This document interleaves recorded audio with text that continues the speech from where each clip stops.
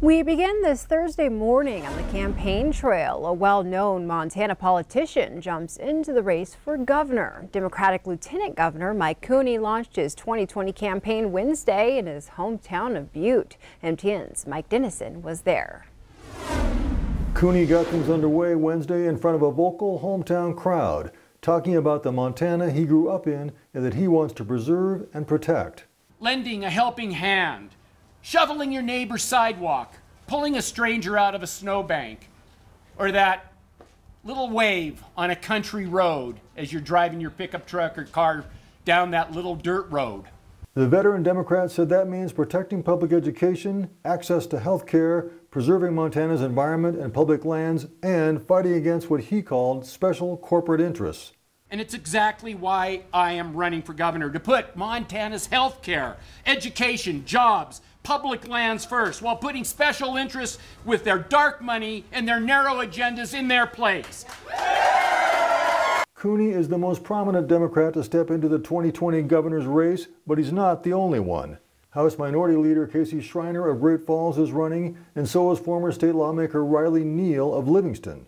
A trio of prominent Republicans also are vying for the seat the GOP hasn't held for 16 years. Attorney General Tim Fox, U.S. Representative Greg Gianforte, and State Senator Al Olszewski of Kalispell.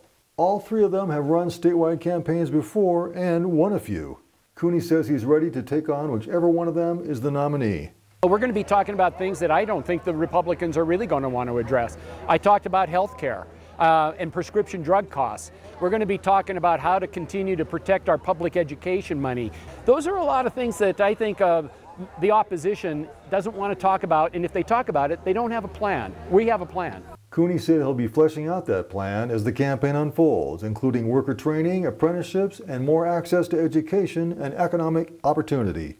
This will be Mike Cooney's 6th statewide campaign, and he's lost only once, when he ran for governor before in 2000. He's hoping the second time will be the charm. Reporting from Butte, Mike Dennison, MTN News. On to crime news. A 19-year-old Sidney, Montana man walked into the Richland County Law and Justice Center and admitted to murder. According to the Sidney Herald newspaper, Kyle Severson admitted he shot and killed 20-year-old Tyler Hayden on Tuesday night at a Sidney gas station. On Wednesday, Severson made his first court appearance and bond was set at $2 million.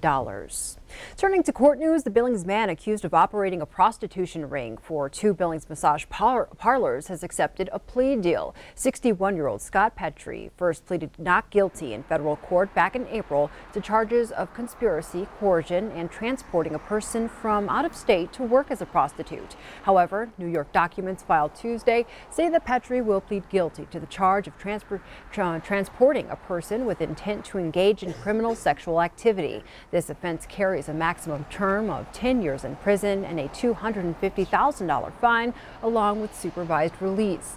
If the court agrees to the plea agreement, all other charges against Petri will be dropped.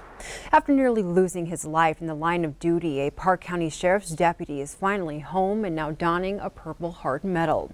Deputy Brian Elliott Pearson arrived home from the hospital last week after a deadly head-on collision just south of Livingston back in April. The driver of the other car, Sean Schmitz, left his lane and slammed into the deputy's vehicle, killing himself and severely injuring Elliott Pearson. He underwent 3 surgeries during his recovery. The Purple Heart medal is awarded to law enforcement officers injured while performing their duties. Well, we all know the effects of severe storms, but when it comes to cleaning up, it can get messy. Now our refrigerator runs. While the power is back on for most after a system hit Montana last Thursday, a pair of Belt women just 20 miles east of Great Falls are just now getting out of the darkness. The 2 roommates say since last week they've been in the middle of yet another storm, trying to figure out how to get their power back on. They've been using a single extension cord from a nearby building, which serves as their only source of power. And after nearly 7 days in the dark, the ladies say they were told it could be at least another 3 weeks before their power will be restored. We have little flashlights. We have to take them back into the bathroom to use the bathroom. Little flashlights. The roommates own their own meter box, and Northwestern Energy is not responsible for reinstallation of customer-owned poles. However, if the company is contacted, it can work customer repairs into its schedule to help restore power. Mary tells us that less than 24 hours after MTM reached out, Northwestern Energy and Cascade Electric reinstalled their pole. From the University of Montana campus, author John Krakauer has been denied access to education records he asked for from the Montana University system. In a 4-3 decision, Montana Supreme Court justices overturned, in part, a lower court ruling granting Krakauer access to redacted records. Krakauer has been fighting for years to access the full records of the 2013 investigation that formed the core of his controversial best-selling book, Missoula, Rape and the Justice System in a College Town. In Wednesday's order, the majority of justices found the student's status as a prominent student athlete did not diminish his right to privacy. A Florida family was in the middle of a cross-country trip when they stopped for the night in Bozeman. The next morning, red spots appeared on their son's skin. MTM's Cody Boyer tells us how the family believes bed bugs bit. I'm telling you, this is a nightmare. Tired from the road, Florida nurse Leslie Rubin and her husband David, a surgeon, stopped here, 7-year-old Daniel in tow.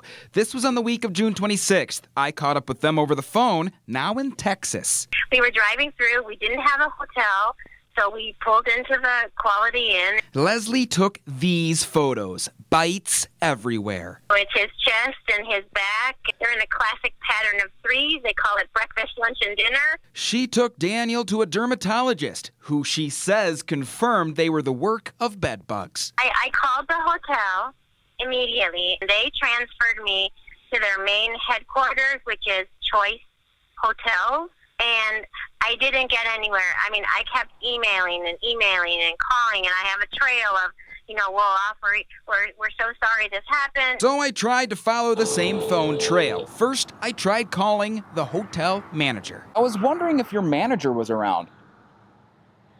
He is not right now. Can I take a message? He eventually got back to me, saying no comment, but he told me to try their corporate headquarters in Maryland called Choice Hotels, so I did that too. Your call has been forwarded to an automated voice messaging system. I have still gotten nothing resolved. I called the hotel yesterday morning, again asking to speak with the manager, and no call. My next stop, the Gallatin City County Health Department. It was there where I got some answers. We get and have had calls in the past related to questions that hotel operators have regarding, bed bug infestation. Environmental Health Director Lori Christensen says this time of year they get more calls regarding bed bugs, and for a reason, and there haven't been any serious reports here before. There's more people traveling, and bed bugs are really hard to treat with just common pesticides, and also a lot of bed bugs are becoming resilient. And some good news. Right now there's no evidence that bed bugs carry any type of disease. They really are a pest. Christensen adds that there are sanitarians in the field that routinely check into infestations, getting to the bottom of situations like the Rubins. But for now, Leslie is still waiting for answers. Thankfully, they're not painful. They're just really itchy and uncomfortable. And he's a really good sport. We don't want this to happen to anybody else. Officials with Choice Hotels offered the family an $80 refund. The Rubins are now looking at legal options. As we get ready to celebrate this Independence Day, there are plenty of activities to choose from in our area. Things kick off early today in Laurel with a pancake breakfast from 6 to 11 a.m. The Kitty Parade starts at 10 a.m., followed by the Grand Parade at 11. Throughout the day, there will also be a food and craft fair, and of course, the fireworks start at dark. We're told that because of potential lightning, the music that usually accompanies the fireworks will not happen, but the fireworks show will go on. MDT is reminding drivers that due to construction in the area, folks should prepare for heavy traffic. Meanwhile, Castle Rock Park in the Heights will host its annual 4th of July festivities starting at 5 p.m. There will be plenty of fun for the whole family with activities including laser tag, rock climbing, and a splash park with fireworks starting at dark. A short drive away in Red Lodge, activities kick off at noon with the annual Independence Day parade. And the final of the Home of Champions rodeo starts at 3 p.m. And in Roundup, if you want to start the holiday off with some activity, the annual 5K kicks off at 7:30 a.m., followed by a parade at 11. At 7, there will be live music, and the fireworks are set to start at dark following the entertainment. With that being said, a cautionary reminder to those lighting off fireworks this year. The loud noise often scares pets, sending them running for safety and getting lost. The Humane Society says early July is a busy time because animal shelters see an influx of lost pets. Pet owners can ease an animal's anxiety by providing a quiet, calm space for them to stay. Also, make sure their microchip information is updated, and remember, pets do better if you're near them. It is really common that our stray area will fill up fairly quickly after 4th of July with a combination of the scary fireworks and then people kind of being out, doing barbecues, coming in and out of their gates. Dogs just kind of slip out.